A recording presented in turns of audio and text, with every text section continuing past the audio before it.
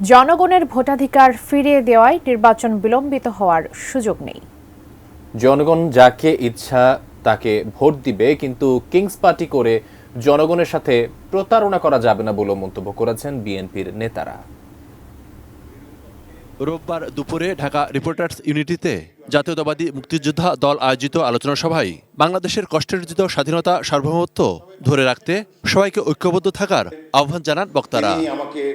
প্রধান অতিথির বক্তব্যে বিএনপির স্থায়ী কমিটির সদস্য হাফিজউদ্দিন আহমেদ বলেন, জুলাই গণঅভ্যুত্থানের অর্জন বৃথা হতে দেয়া যাবে না। শেখ হাসিনা না থাকলে আর সংস্কার করবে কি? শেখ হাসিনার সাথে সাথে অপসংস্কার বিদায় নিয়েছে। এখন সংস্কার করার ন্যায্য অধিকারী হলো একটি নির্বাচিত গণপ্রতিনিধি, একটি পার্লামেন্ট সংস্কার করবে। আমরা সকল রাজনৈতিক দলের মধ্যে ঐক্য চাই, বিশেষ করে ছাত্র জনতার সাথে রাজনৈতিক দলসমূহের ঐক্য অত্যন্ত প্রয়োজন। তবে এটা অবশ্যই বলবো, কিংস পার্টি গঠন করবেন না।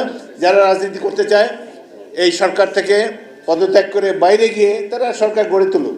সিল্কোর সিল্ক অ্যান্ড শাইন, যাতে আছে আর্গান অয়েল ও ওট প্রোটিনের গুডনেস, যা আপনার চুলকে রাখে হেলদি অ্যান্ড শাইনিং। জাতীয় প্রেস ক্লাবে আরেকটি আলোচনা সভায় দলের আরেক স্থায়ী কমিটির সদস্য আমির খসরু মাহমুদ চৌধুরী বলেন, দেশের মানুষ সিদ্ধান্ত নেবে দেশ কিভাবে গড়বে, আর অন্তর্বর্তী সরকারকে খেয়াল রাখতে হবে তাদের নিরপেক্ষতা নিয়ে যেন কোনো প্রশ্ন না ওঠে।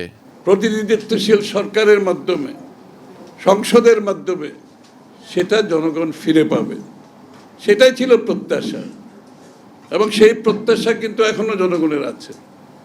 সুতরাং সেটা বিলম্বিত হওয়ার কোনো সুযোগ নাই। নির্বাচন ব্যতীত আর কোনো পথ নাই। অন্য কোনো পথ খুঁজতে গেলে সন্দেহের উদ্রেক হবে। এদিকে বিকেলে নয়াপল্টনে বিএনপির কেন্দ্রীয় কার্যালয়ের নিচ তলায় খালেদা জিয়ার রোগমুক্তির জন্য এক দোয়া অনুষ্ঠানে দলের চেয়ারপারসন উপদেষ্টা মোয়াজ্জেম হোসেন আলাল সমন্বয়কদের সারা দেশে সফর নিয়েও প্রশ্ন তোলেন। আর সেই কোলে ওঠা দলটার পাশাপাশি আমাদের ছোট্ট বন্ধুরা, বয়সে কম বন্ধুরা, শিক্ষার্থীরা, তারাও আজকাল অনেক কথা বলছেন। আমি তাদেরকে একটু বিনীতভাবে প্রশ্ন করি, হেলিকপ্টারে গিয়ে যে কম্বল বিতরণ করেন, নতুন দল গঠনের নামে যে সারা দেশ ঘুরে বেড়াচ্ছেন গাড়ির বহন নিয়ে, তেলের টাকাটা কে দিচ্ছে? কম্বলের টাকাটা কে দিচ্ছে? মনিরুল ইসলাম মিন্টু, এটি নিউজ, ঢাকা।